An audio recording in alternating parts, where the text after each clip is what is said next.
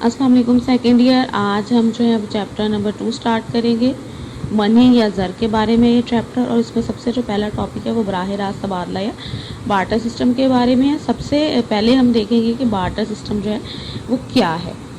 تو کہتے ہیں کہ جب ہم انسانی تاریخ کا مطالعہ کرتے ہیں تو یہ بات سمجھ میں آتی ہے کہ شروع میں جو ہے وہ انسان غاروں میں رہتا تھا، جنگلی جانوروں کا شکار کر کے اپنا پیٹ بھر لیتا تھا اور درختوں کے پتوں سے یا جانوروں کی کھال سے اپنا جسم ڈھانپنے کا کام لیا کرتا تھا. ضروریات اس کی بہت محدود تھی اور ایک دوسرے پر جو ہے وہ اس کا انحصار کم تھا. اپنی ضروریات کے سلسلے میں لوگ ایک دوسرے کے محتاج نہیں تھے. لیکن جیسے جیسے انسان مہذب ہوتا گیا، اس کی ضروریات بڑھتی چلی گئی. غاروں سے نکل کر اس نے قوموں قبیلوں کی شکل میں رہنا شروع کر دیا.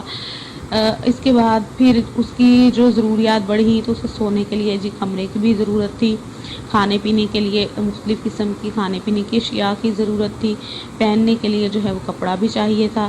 تو انسان اپنی ضروریات کو پورا کرنے کے لیے دوسروں کا محتاج ہو گیا، اس کا دوسروں پر انحصار بڑھ گیا. اب جیسا کہ آج کل کے زمانے میں اس وقت منی یا زر نام کی تو کوئی چیز ہی نہیں تھی جو کہ سب کے لیے قابل قبول بھی ہو اور جس کی مدد سے آپ جو ہیں وہ اشیاء کی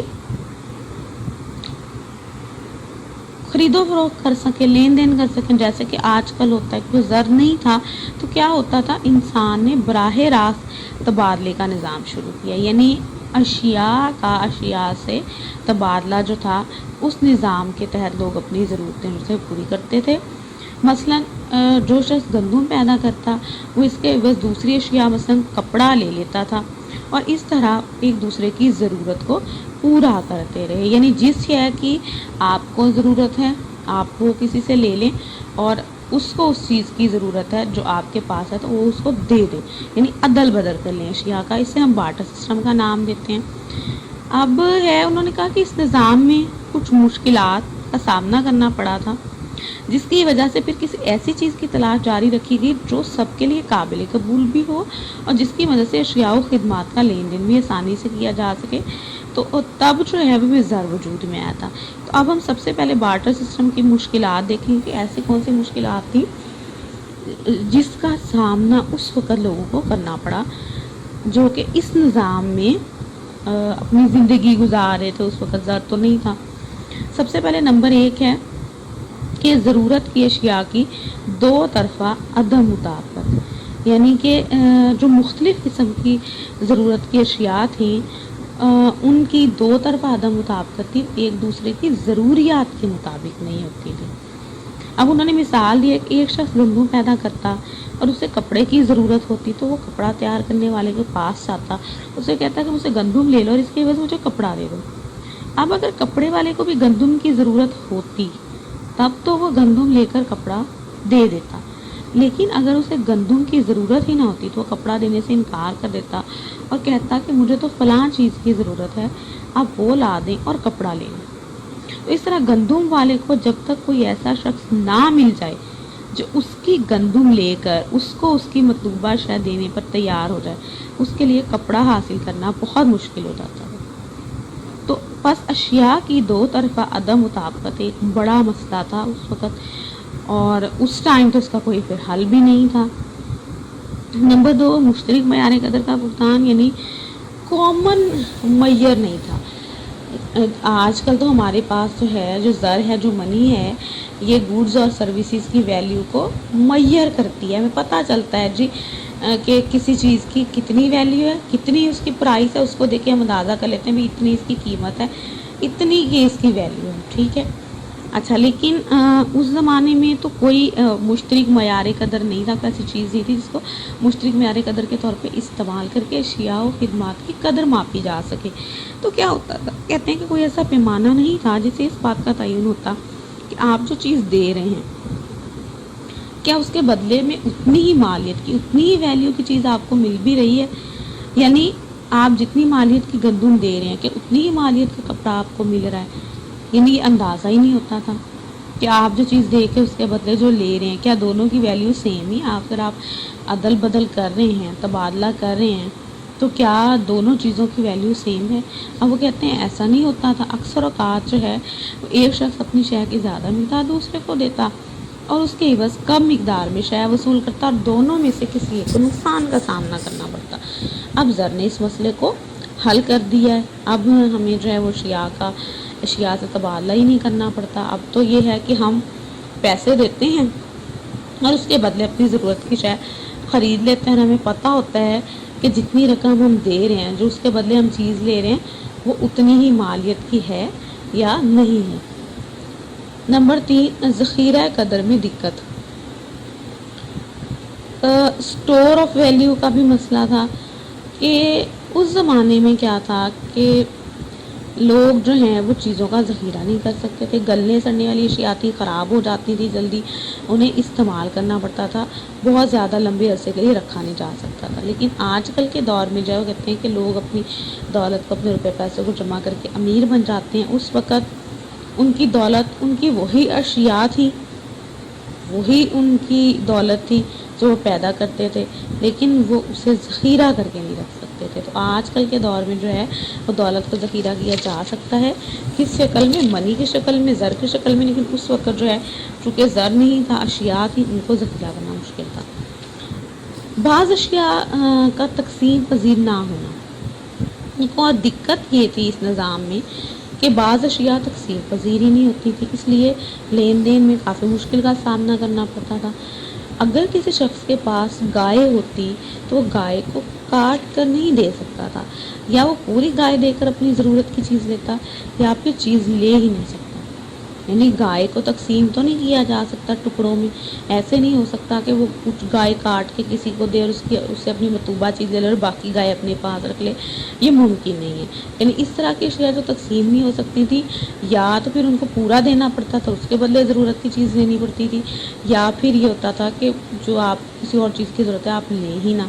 تو اشیاء کے تقسیم پذیر نہ ہونے سے بھی خاصی مشکل پیش آتی تھی۔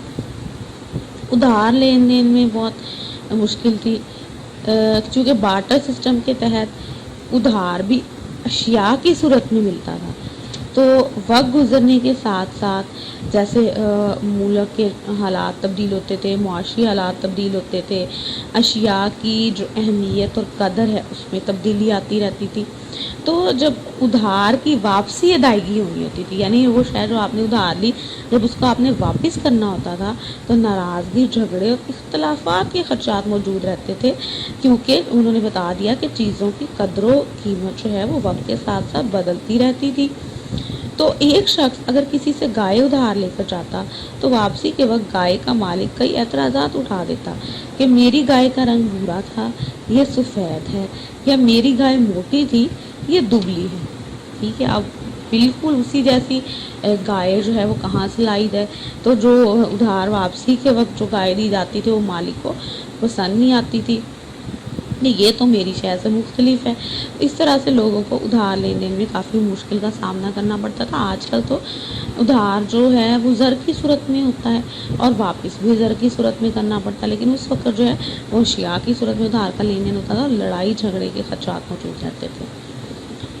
اگلا پوائنٹ ہے دولت کی نقل پذیری میں مشکلات۔ نقل پذیری یعنی موبلٹی میں، ٹرانسفربلٹی میں مشکل ہوتی تھی، یعنی ایک اس وقت، پھر وہی بات کہ اس وقت تو لوگوں کی دولت تھی، ان کی اشیاء و خدمات، اور پھر ان اشیاء کو ایک جگہ سے دوسری جگہ منتقل کرنا، لے کے جانا، ٹرانسفر کرنا بھی ایک بڑا مسئلہ ہو جاتا تھا۔